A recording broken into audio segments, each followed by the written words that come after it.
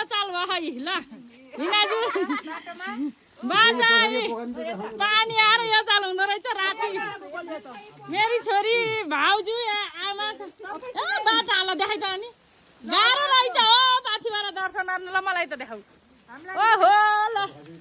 यहाँ आउनु भयो भने पानी आएर बिजोग भयो हामीलाई यति बेलासम्म नि हामी कति बजी 8 बज्न लाग्यो क्या रातिको ल सबैजनाले हाई भनिदिनु होला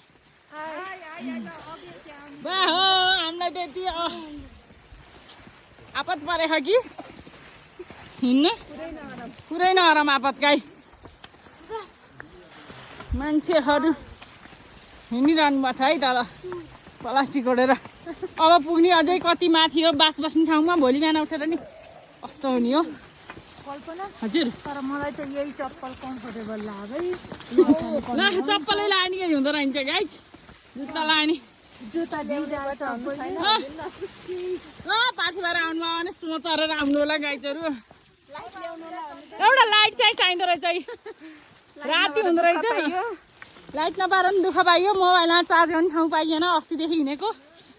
बल्ल बल्ल बास बस्ने ठाउँ बल्ल भोलि पुगिन्छ पाथिबाट भोलि कति बजी हो अझ भोलि कति बज्छ है